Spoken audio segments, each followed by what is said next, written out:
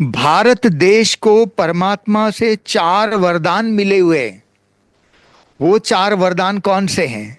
पहला वरदान है, ये भारत देश जो है पूरे विश्व के लिए लाइट हाउस है। अर्थात आध्यात्म ज्ञान का प्रकाश इस भारत से ही पूरे विश्व में फैलता है। आध्यात्मिक ज्ञान का प्रकाश जो है ना, वो पूरे विश्व में भारत से ही फैलता है, और इसीलिए ही भारत को विश्व गुरु कहा जाता है। विश्व गुरु। अब देखिए, भारत विश्व गुरु है। अब वो दूसरे चाहे वो राजनीतिक दृष्टिकोण से, आर्थिक दृष्टिकोण से और भी अनेकानेक दृष्टिकोण से जब भारत विश्व गुरु बनेगा सो बनेगा, परंतु अभी से ही परमात्मा का ये वरदान फलीभूत होता है कि आध्यात्म ज्ञान का प्रकाश जो परमात्मा देने वाला है, और यही ज्ञान का प्रकाश भारत से पूरे विश्व में चारों ओर फैलता है ना। तो ये पहला वरदान है जो परमात्मा से भारत देश को मिले हैं। दूसरा वरदान है, ये भारत देश परमात्मा की अवतरण भूमि है। भारत में ही परमात्मा का अवतरण होता है, जो अभी आपको बताया। तीसरा वरदान है, ये भारत देश अविनाशी खंड है। बाकी अब देखिए, अभी वर्तमान समय चारों तरफ विनाश की गूंज रही है ना। कितने देश आपस में लड़ रहे हैं चारों ओर, जैसे कि लड़ाइयां ही लड़ाइयां हैं, है ना। तो ये थर्ड वर्ल्ड वार, तृतीय विश्व युद्ध, कई भविष्यवक्ता भी तो कह रहे हैं ना कि तृतीय विश्व युद्ध अवश्य होगा, और इस थर्ड वर्ल्ड वार के बाद ये भारत विश्व गुरु बनेगा, ऐसा भविष्यवक्ता ये लोग कह रहे हैं। परंतु अभी से विश्व गुरु आध्यात्मिक दृष्टिकोण से बना हुआ है ना। तो तीसरा वरदान है कि भारत देश का कभी विनाश नहीं होता है। थर्ड वर्ल्ड वार भले हो जाए, उसमें विश्व के ज्यादा से ज्यादा मैक्सिमम लगभग सारे देशों का विनाश हो जाएगा, परंतु भारत देश का कभी विनाश नहीं होता है। भारत देश अविनाशी खंड है। भारत पहले भी था, अभी भी है, और बाद में भी रहेगा। भारत देश का कभी भी विनाश नहीं होता, ये अविनाशी खंड है। तो ये परमात्मा से ये तीसरा वरदान भारत को मिला हुआ है। अब चौथा वरदान जो परमात्मा से भारत देश को मिला है, वो है भारत देश ही स्वर्ग भूमि बनता है। जो स्वर्ग का गायन है ना, अलग अलग धर्मों में अलग अलग भाषा में कोई जन्नत कहता है, कोई पैराडाइज करता है, कोई हेवन कहता है, अलग अलग नाम में, अलग अलग रूप में उनका वर्णित है ना, वो उनके धर्म ग्रंथों में। परंतु ये भारत देश ही वही स्वर्ग भूमि बनता है। इस आने वाले महाविनाश के बाद भारत देश स्वर्ग भूमि बनेगा, जिसको हम सतयुग का कालखंड कहते हैं। सतयुग का कालखंड, उसके बाद त्रेता युग का कालखंड, ये दोनों खंड मिलाकर के स्वर्ग भूमि कहा जाता है, और वो केवल और केवल भारत में ही होता है। इसलिए परमात्मा ने कहा हुआ है कि सतयुग त्रेता युग में उस कालखंड में भारत के अलावा कोई दूसरा खंड होता ही नहीं है। ये हम सृष्टि चक्र के खगोलीय रहस्य में उसका हम विस्तार से वर्णन करते हैं। तो ये 4 वरदान भारत देश को परमात्मा से प्राप्त है। तो परमात्मा भारत में आते हैं और आकर के भारत देश को ये 4 वरदान, यही गिफ्ट है। तो ये 4 वरदान भारत देश को परमात्मा से मिले हुए, जो किसी भी देश को प्राप्त नहीं है। अब इसका दूसरा प्रश्न, गीता का भगवान कौन? गीता का भगवान कौन है, ये कब प्रत्यक्ष होगा, है ना? क्योंकि बाबा ने कई मुरलियों में कहा है ना कि गीता का भगवान जब प्रत्यक्ष होगा उसी में हमारी विजय होगी, है ना? इसमें देखिए एक मुरली है, ये मुरली है 20/9/2024 की मुरली, अर्थात 20 सितंबर 2024 की मुरली में बाबा ने कहा, अभी तुम बच्चे जानते हो गीता का भगवान शिव आकर यह यूनिवर्सिटी खोलते हैं, ये प्रजापिता ब्रह्मा कुमारी ईश्वरीय विश्वविद्यालय, है ना? तो ये जो है ना यूनिवर्सिटी है, शिव बाबा ही आकर के खोलते हैं, है ना? एक दूसरी मुरली है 1 मार्च 2025 की मुरली है, 1/3/2025 की मुरली में बाबा ने कहा, मुख्य बात ही है गीता का भगवान कौन।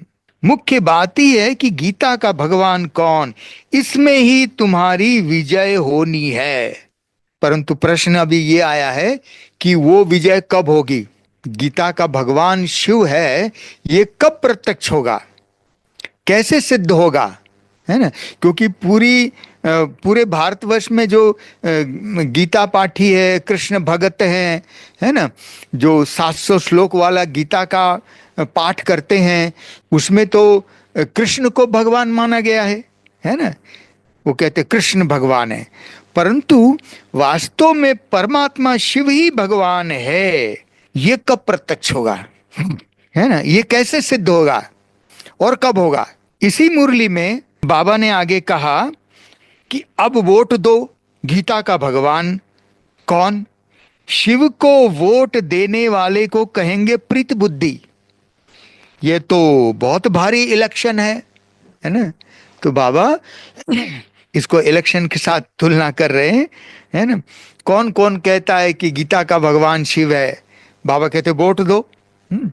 तो जो है ना, तो अब वोट दो, गीता का भगवान कौन? शिव को वोट देने वाले को कहेंगे प्रीत बुद्धि।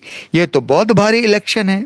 एक मुरली है 3 जनवरी 2023, 3/1/2023 की मुरली में बाबा ने कहा, मैं कोई गीता का श्लोक आदि नहीं गाता हूं जो तुम गाते हो। अब इस पर कि बाबा ये बताना चाहते हैं कि मुरली ही सच्ची गीता है, क्योंकि बाबा को पता है कि अक्सर करके अभी भी हम देखते हैं ना कि जब भी गीता के भगवान को सिद्ध करने की बात होती है तो हमारे बीके भाई बहने भी क्या करते हैं, वो जो 700 श्लोक वाला गीता है उसके श्लोक को कंठ करके वो सुनाते रहते हैं कि इसका अर्थ ये, इसका अर्थ ये, इसमें ये कहा, इसका अर्थ ये। वो भी ठीक है, परंतु बाबा ये कहना चाहते हैं, बाबा ने ये इशारा दिया कि बाबा को पता है कि वो गीता का श्लोक ही कंठ करके सुनाएंगे, और वो जो गीता है 700 श्लोक वाला जिसमें श्री कृष्ण को भगवान माना गया है, तो वो गीता तो बाबा ने नहीं सुनाई, वो तो संस्कृत में है, और शिव बाबा ने तो संस्कृत में गीता सुनाई नहीं, है ना? तो वो बाबा ने हमें हिंदी में मुरली सुनाई, और ये मुरली ही सच्ची गीता है। और ये जो मुरली सच्ची गीता है, इस गीता का भगवान शिव है, न कि वो 700 श्लोक वाला संस्कृत के श्लोक वाला गीता का भगवान वो शिव बाबा नहीं है। उस संस्कृत के श्लोक वाले गीता का भगवान शिव बाबा है ही नहीं, क्योंकि शिव बाबा ने संस्कृत में गीता सुनाई ही नहीं, संस्कृत में ज्ञान सुनाया ही नहीं। कई मुरलियों में आप लोगों ने भी सुना होगा, बाबा कहते हैं कि बाबा तो हिंदी में ही मुरली सुनाते हैं, नहीं तो अनपढ़ माताएं, गांव की माताएं संस्कृत क्या समझे। बाबा का संस्कृत तो यही है ना। बाबा कई बार मुरली में कहते हैं ना कि बाबा का संस्कृत क्या है। बाबा कहते हैं कि आश्चर्यवत सुनंती कथंती वदंती और भागंती हो जाते हैं, ये बाबा के संस्कृत है। तो बाबा ने, शिव बाबा ने कोई संस्कृत का श्लोक नहीं सुनाया, इसलिए बाबा ने इस मुरली में भी कहा ना, ये जो 3 जनवरी 2023 की मुरली में बाबा ने कहा, मैं कोई गीता का श्लोक आदि नहीं गाता हूं जो तुम गाते हो। तो बाबा ये कहना चाहते थे, बाबा ये कहना चाहते हैं अभी भी कि देखिए वो तो यादगार गीता है ना, जो बाबा ने मुरली सुनाई है उसी का यादगार शास्त्र गीता बनाया है, जो संस्कृत श्लोक में बनाई गई है ना। वो तो यादगार है ना, वो तो सच्ची गीता है ही नहीं, क्योंकि भगवान ने वो श्लोक सुनाया ही नहीं है ना। तो जो सच्ची गीता तो ये मुरली है, जो बाबा ने ब्रह्मा बाबा के तन में आकर के सुनाया, गुलजार दादी के तन में आकर के बाप दादा दोनों ने सुनाया, वही मुरली है और वही सच्ची गीता है। और इस गीता का भगवान शिव है, न कि उस यादगार गीता का भगवान शिव है, क्योंकि वो तो सच्ची गीता है ही नहीं। शिव बाबा है सत्यम शिवम सुंदरम। तो जो सच्ची गीता है, भगवान ने सच्ची गीता सुनाई है, उसका भगवान शिव बाबा है, न कि संस्कृत के श्लोक वाला भगवान शिव है ना। तो झूठी गीता के श्लोक के द्वारा सच्ची गीता के भगवान कैसे सिद्ध हो सकता है, संभव ही नहीं है। और अक्सर करके हमारे बीके भाई बहन भी यही करते हैं। तो वास्तव में गीता का भगवान निराकार शिव बाबा है, ये तभी सिद्ध होगा जब हम पहले ये सिद्ध करेंगे कि गीता ये मुरली ही सच्ची गीता है, मुरली ही सच्ची गीता है। भगवान उवाच, भगवान ने कहा, है ना। और उस गीता का भगवान शिव है। तो झूठी श्लोक के द्वारा सच्ची गीता के भगवान सिद्ध नहीं किया जा सकता। तो पहले तो यह सिद्ध करना पड़ेगा कि मुरली ही सच्ची गीता है, इसका भगवान शिव है, जिसमें कोई श्लोक नहीं है। भगवान ने श्लोक नहीं सुनाया, हाँ श्लोक करके सुनाया, धीरे धीरे सुनाया। बाबा की अव्यक्त वाणी बहुत धीरे धीरे चलती है ना, स्लो होता है। तो बाबा ने श्लोक नहीं सुनाया, स्लो करके सुनाया, धीरे धीरे सुनाया, है ना। और जो साकार वाणी होती है, जो ब्रह्मा बाबा के द्वारा सुनाया गया, वो भी एक ही बार में सब बातें नहीं होती है, धीरे धीरे, ताकि बच्चों को एक एक चीज अंदर डाइजेस्ट हो। मनन चिंतन करेंगे तो अंदर वही ज्ञान अंदर जाता है और वही धारण होता है ना। अब देखिए, अब एक बहुत ही महत्वपूर्ण बात मैं आपको बताना चाहूंगा, वो ये है जो बाबा ने कहा है ना। तो ये एक मुरली है, उस मुरली की तारीख है 19 अगस्त 2021 की मुरली। 19 है ना 8 माना अगस्त 2021 की मुरली। 19 अगस्त 2021 की मुरली में बाबा ने कहा, वास्तव में प्राचीन भाषा हिंदी ही है, न कि संस्कृत।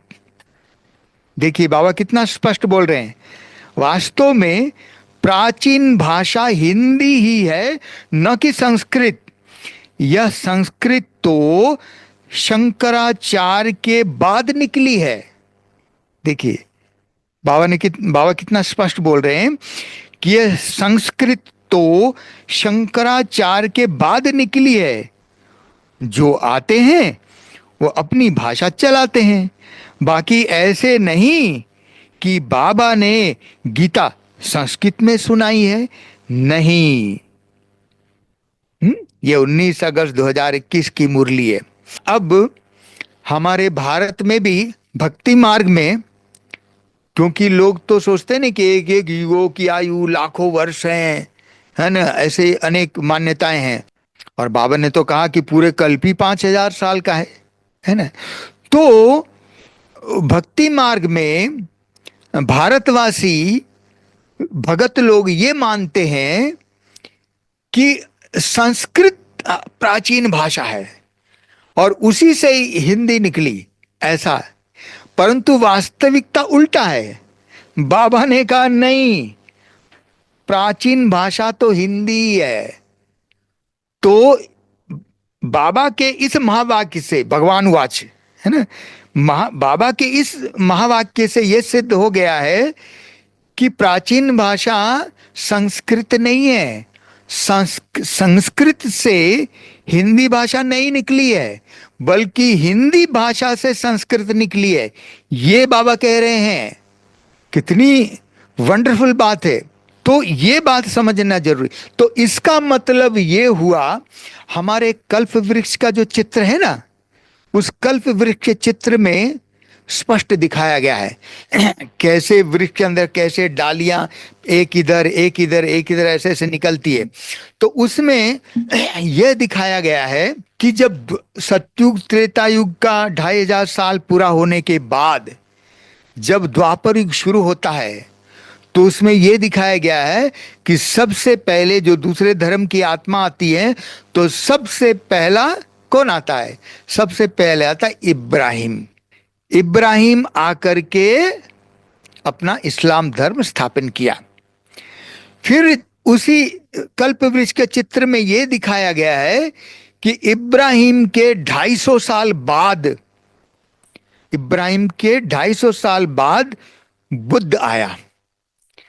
बुद्ध की आत्मा आकर के उसने बौद्ध धर्म की स्थापना की, है ना। फिर उसके बाद बुद्ध के भी 250 साल बाद, 250 साल बाद फिर क्राइस्ट आया और आकर के क्रिश्चियन धर्म की स्थापना की। अब क्राइस्ट के भी 500 साल बाद, क्राइस्ट के भी 500 साल बाद ये शंकराचार्य का आगमन हुआ। उस झाड़ में दिखा है, क्योंकि उसमें लिखा हुआ है कि शंकराचार्य का जो धर्म वंश चलता है वो 1500 वर्ष तक चलता है। अर्थात जब से शंकराचार्य आया और उस समय से लेकर के 1500 साल तक उसका ये संन्यास धर्म चलेगा, ये उसमें लिखा हुआ है। फिर दूसरे तरफ लिखा है कि शंकराचार्य के 100 साल के बाद फिर मोहम्मद आया और मुस्लिम धर्म की स्थापना की। अभी तो लोग मिक्स कर दिए हैं, वो मुस्लिम और इस्लाम लोग एक ही समझ लेते हैं। परंतु बाबा ने, शिव बाबा ने ये स्पष्ट किया कि नहीं, ये अलग अलग है। हाँ, ये जरूर है कि उन्हीं के धर्म वंश में इन धर्मों के जो वंशज है वो आए और उन्होंने ये स्थापित किया। चाहे मोसेस आया, क्राइस्ट आया, मोहम्मद आया, वो इन्हीं के धर्म। इसीलिए इन सभी धर्मों के लोग इब्राहिम को फादर मानते हैं, है ना। फादर इब्राहिम वो लोग कहते हैं। तो अब मूल बात हम ये कहना चाहते हैं कि शंकराचार्य का आगमन द्वापर युग प्रारंभ होने के 1000 साल बाद शंकराचार्य का जन्म हुआ, है ना। और बाबा कह रहे हैं कि उसने संन्यास धर्म की स्थापना की, तो उसके बाद ही ये संस्कृत की भाषा निकली है। अब जाहिर सी बात है, जब संस्कृत भाषा निकली तो उसके जरूर वो प्रचलित होने में भी तो समय लगा होगा।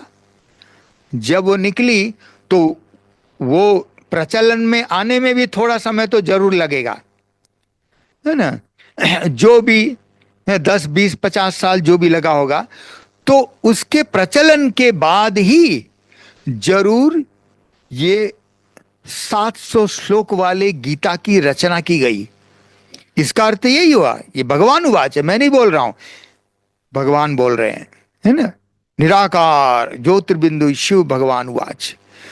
तो बाबा बोल रहे हैं, ये 19 अगस्त 2021 की मुरली है। बाबा ने कहा संस्कृत की भाषा शंकराचार्य के बाद निकली है, तो इसका मतलब गीता शंकराचार्य के बाद ही लिखी गई, क्योंकि संस्कृत भाषा ही उसके बाद निकली है ना। तो और जबकि शिव बाबा ने ये गीता का ज्ञान, जो सच्ची गीता मुरली सुनाई, वो तो संगम युग में सुनाई, है ना, कलयुग के अंत में।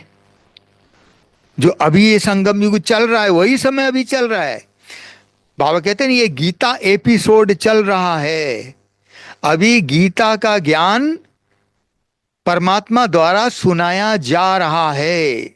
तो सुनाई गई संगम युग में, अब गीता के बाद फिर महाभारत की लड़ाई हुई, महाभारत की लड़ाई के बाद फिर अर्थात विनाश के बाद सतयुग आया, सतयुग के 1250 साल के बाद फिर 1250 साल त्रेता युग, उसके बाद द्वापर युग शुरू हुआ, और द्वापर के बाद 1000 साल बाद, द्वापर युग शुरू होने के 1000 साल बाद शंकराचार्य आया। इसका मतलब ये हुआ स्वयं भगवान निराकार ज्योतिर्बिंदु शिव परमात्मा ने जो गीता ज्ञान संगम युग में सुनाई, उसके 2500 साल का सतयुग त्रेता युग और प्लस द्वापर युग का 1000 साल। तो इसका मतलब बाबा ने जो गीता ज्ञान सुनाई उसके 3500 साल बाद ये गीता लिखी गई लगभग। तो अब अभी इस संगम पर गीता का भगवान निराकार ज्योतिर्बिंदु शिव परमात्मा है, यह सिद्ध तो तभी होगा जब हम इस बात पर फोकस करेंगे। गीता के श्लोक को उठा करके गीता के भगवान सिद्ध नहीं हो सकता, तो हमें यह सिद्ध करना पड़ेगा कि ये मुरली जो भगवान उवाच है, क्योंकि उस गीता में भी है ना भगवान उवाच, परंतु उसमें कृष्ण समझ लिया है, परंतु जबकि है भगवान शिव ने गीता सुनाई, और श्लोक वाली गीता नहीं सुनाई, हिंदी में सुनाई, और ये ओरिजिनल जो महावाक्य बाबा बताते यही गीता है। तो जब तक ये सिद्ध नहीं कर पाएंगे कि ये मुरली ही सच्ची गीता है, तब तक गीता का भगवान शिव बाबा ये सिद्ध नहीं हो सकता। तो इसीलिए मैं तो यही समझता हूं कि हमें इसी पर ही जोर देना पड़ेगा कि हमें ये सिद्ध करना पड़ेगा कि ये जरूर कि पहले मुरली ही सच्ची गीता, इसको सिद्ध करेंगे तो फिर इस गीता का भगवान शिव अपने आप सिद्ध हो जाएगा, है ना। तो अब यही इसका उत्तर है कि जब तक मुरली ही सच्ची गीता है, ये जब तक सिद्ध नहीं होगा तब तक गीता का भगवान शिव है ये सिद्ध ही नहीं हो सकता है।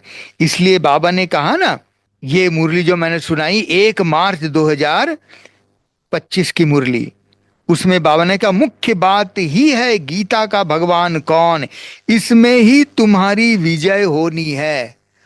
तो हमारी विजय तब होगी जब हम मुरली को प्रत्यक्ष करेंगे कि यही भगवान उवाच है और यही गीता है, सच्ची गीता यही है, और सच्ची गीता का भगवान सच्चा, सत्यम शिवम सुंदरम, है ना। बाबा को ट्रुथ कहते हैं ना, सत्यम शिवम सुंदरम। तो परमात्मा सच सुनाने वाला, सच्ची गीता सुनाने वाला, वो निराकार शिव परमात्मा है। कभी भी भक्ति मार्ग में ये नहीं कहा जाता है कि सत्यम कृष्णम सुंदरम नहीं कहते हैं, सत्यम शिवम सुंदरम कहा जाता है। सत्य ही शिव है, शिव ही सुंदर। सुंदर माना परमात्मा हम आत्माओं को पवित्र बनाते हैं, पवित्रता में ही सुंदरता है ना। आत्मा की सुंदरता प्योरिटी है ना, और पवित्रता ही सुख शांति की जननी है। तो ये हमें सिद्ध करना होगा। अब एक छोटा सा प्रश्न और ले लेता हूं कि इसी से जुड़ी हुई बात है कि वो प्रश्न ये है कि शास्त्रों में दिखाया गया है कि महाभारत लड़ाई के बाद पांडव पहाड़ों पर गल मरे। ये कहते हैं कि महाभारत लड़ाई हो गई और उसके बाद पांडव जाकर के पहाड़ों में जाकर के गल गल गए, गल मरे, है ना। परंतु उनके साथ कहते हैं कुत्ता दिखाते हैं, है ना। पांडवों के साथ जब पांडव महाभारत लड़ाई होने के बाद पांडव चले गए, है ना, और पहाड़ों में जाकर के वहां गल गए एक एक करके, और परंतु पांडवों के साथ जाते जाते उनके साथ एक कुत्ता दिखाया जाता है। इसका क्या रहस्य है? अब वास्तव में इसका राज ये है, सबसे पहले हमको ये समझना जरूरी होगा कि पहाड़ों में जाके क्यों गल मरे, पहाड़ों में जाने जाकर के गलने का अर्थ क्या है। वास्तव में इसका अर्थ यह है, ये जो हमारा माउंट आबू है ना, माउंट आबू ही सर्व तीर्थों में तीर्थ महान, सभी तीर्थों में महान तीर्थ ये आबू पर्वत है, क्योंकि परमात्मा ने ये आबू पर्वत को सिलेक्ट किया। पहले जब हमारी यज्ञ की स्थापना हुई उस समय तो तत्कालीन भारत कहेंगे, वो 1936-37 की बात है, सिंध हैदराबाद में। उसके बाद फिर कराची में शिफ्ट हुए, तो सिंध प्रांत में 14 वर्ष तक हमारी ये यज्ञ की योग भट्टी चली, है ना। उसके बाद 1947 में जब पार्टीशन हुआ, उसके बाद भी 3 साल तक वहां रहे। उसके बाद 1950 में हमारे ये जो ईश्वरी विश्वविद्यालय है, ये यज्ञ है, भारत में आया। परंतु भारत में कहां आया? आबू पर्वत में। अब परमात्मा ने आबू पर्वत को क्यों सिलेक्ट किया? इसके पीछे भी एक गहरा राज है। वो राज ये है कि वैसे तो भारत में अनेक पहाड़ियां हैं, उनमें से आबू को ही परमात्मा ने क्यों सिलेक्ट किया? उसका गहरा राज ये है, आबू पर्वत है ना, ये पत्थर प्रधान है, इसमें रॉक पत्थर ज्यादा है, नीचे से ऊपर तक मैक्सिमम पत्थर ही पत्थर है। ये पत्थरों का पहाड़ है, ये रॉक माउंटेन है। अब पत्थर तो बहुत मजबूत होता है, बाकी भारत में जितने भी पहाड़ हैं ज्यादा से ज्यादातर वो पत्थर प्रधान पहाड़ नहीं है, वहां पर पत्थर कम मिट्टी ज्यादा है। और यहां पर माउंट आबू में, आबू पर्वत में पत्थर ज्यादा है, मिट्टी कम है ना। तो इसीलिए अभी कहीं पर भी, चाहे बारिश के दिन हो या कहीं भी थोड़ा सा भी भूकंप आता हो, बारिश के दिन शुरू होते हैं, तो बाकी पहाड़ों में लैंडस्लाइड्स होने लगते हैं, जमीन खिसकने लगते हैं, क्योंकि मिट्टी मिट्टी है, उसको वो लूज है, वो थोड़ा सा भी हो गया तो भरभरा करके नीचे आने लगता है, जमीन ही खसकने लगती है, लैंडस्लाइड होता है। परंतु यहाँ माउंट आबू में ये पत्थर प्रधान पहाड़ होने के कारण यहां भी होते हैं, परंतु ऐसा नहीं जो दूसरे पहाड़ियों में होते हैं, है ना। तो पत्थर प्रधान होने के कारण ये बहुत स्ट्रांग है। और क्यों स्ट्रांग? इस स्ट्रांग होने के कारण, हालांकि महाविनाश में तो माउंट आबू भी नीचे चला जाएगा, ये भी सब समुन्दर के नीचे जाना है, परंतु ये सबसे अंत में जाएगा। जब तक कि कम से कम 2012, 15, 20 रिएक्टर स्केल तक भूकंप ना आए, तब तक माउंट आबू की धरती नीचे नहीं जा सकती, इतना स्ट्रांग है ये। तो इसीलिए बाबा ने कई मुरलियों में कहा ना कि अंत में तुम पहाड़ों से विनाश का सीन देखेंगे, पहाड़ों से विनाश का दृश्य देखेंगे। कौन सा पहाड़? ये माउंट आबू, क्योंकि ये माउंट आबू का विनाश सबसे अंत में होना है। तो जब ये महाविनाश का काल शुरू हो जाएगा, अभी भारत में तो देखिए विनाश के तो 3 विधि है ना। प्राकृतिक आपदा, गृह युद्ध और न्यूक्लियर वार। तो भारत में सबसे पहले तो सिविल वार होगा और उसके आसार तो हम देख ही रहे हैं। तो जब ये शुरू हो जाएगा तो उस समय चारों तरफ लाशें लाशें बिछी रहेगी, कोई कर्मचारी नहीं रहेगा, काम करने वाले नहीं, लाश उठाने वाला कोई नहीं होगा, हॉस्पिटल नहीं होगा। तो ऐसे समय से ठीक पहले जब ये होगा, उससे ठीक पहले बाबा ने कहा हुआ है कि जिन आत्माओं का पार्ट माउंट आबू में आने का है, वो आखिरी प्लेन, आखिरी ट्रेन से भी माउंट आबू पहुंच जाएंगे। उनको पता नहीं रहेगा कि ये आखिरी ट्रेन है, यही आखिरी प्लेन है, किसी को पता नहीं चलेगा। परंतु यहां आने के बाद जब अचानक शुरू हो जाएगा, तब पता चलेगा कि थैंक्स गॉड, थैंक्स बाबा, कि हम उसके बाद तो ना प्लेन है ना ट्रेन है। तो ऐसे समय पर जिन आत्माओं का पार्ट यहां माउंट आबू में आना है, इसमें बाकी जिनको नहीं आना है उनको घबराने की जरूरत नहीं है। बाबा ने उन सभी बीके भाई बहनों के लिए, हम सभी बाबा के बच्चों के लिए जो माउंट आबू नहीं आ पाएंगे, उस समय बाबा ने उन आत्माओं के लिए बड़े बड़े रिट्रीट सेंटर जगह जगह जगह बनाए हैं। आप देख रहे हो नहीं, हर जगह चलो बड़े बड़े सेवा केंद्र हैं, बड़े बड़े रिट्रीट सेंटर। वो बाबा ने किस लिए बनाए? क्या केवल सेंटर इंचार्ज बहनों के लिए बनाया? नहीं, वहां पर जो आसपास के बाबा के बच्चे वो वहीं पर ही आएंगे। जिनको यहां आना वहां आएंगे, जिनको वहां आना वहां जाएंगे, और वहीं पर ही रह करके अंत समय में, उस समय तो गवर्नमेंट भी फेल हो जाएगी, है ना, करोड़ों लाशें बिछी रहेगी, और तुरंत इविल सोल का पाठ शुरू हो जाएगा। जब चारों ओर गृह युद्ध, करोड़ों लाशें बिछ जाएगी, तो इविल सोल का पाठ शुरू हो जाएगा। इविल सोल का पाठ शुरू होते ही जो जो भी जीवित होंगे ना, एक एक के तन में 15-20 आत्मा घुसेगी, और आत्मा तो सेकंड में कहीं भी जा सकती है, पूरे विश्व में कहीं भी चली जाएगी। तो ऐसे समय पर वही, क्योंकि बाबा ने एक अव्यक्तवाणी में कहा था कि अंत समय में पूरी दुनिया मेंटल हॉस्पिटल बन जाएगी। कैसे बनेगी? ऐसे तो बनेगी ना। तो ऐसे समय पर जो आत्माएं यहां माउंट आबू में आ गए, और यही साथ में अब रहस्य ये है कि हम यहां तपस्या करते करते करते देह भान से गल जाएंगे।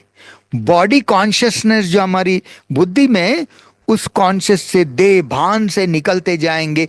इसलिए कहते हैं कि गल गए। गल गए मैंने किससे गल गए? देह भान से गल गए, आत्माभिमानी बन गए, है ना। परंतु साथ में कुत्ता दिखाने का रहस्य यह है कि कुत्ते की दो विशेषता है। एक होता है कि वो वफादार होता है, ऑनेस्ट होता है, और दूसरी सबसे बड़ी विशेषता कुत्ते की ये होती है कि उसमें सूंघने की शक्ति बहुत तेज होती है।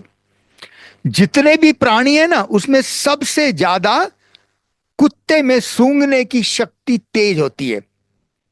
इसलिए हमारे पुलिस वाले भी और इन्वेस्टिगेशन करने वाले भी, है ना, वो डॉग स्क्वाड रखते हैं ना, उसी से इन्वेस्ट करते हैं। तो क्योंकि उनको स्मेल आ जाता है। तो सूंघने की शक्ति का अर्थ होता है परखने की शक्ति। सूंघने की शक्ति का अर्थ होता है परखने की शक्ति।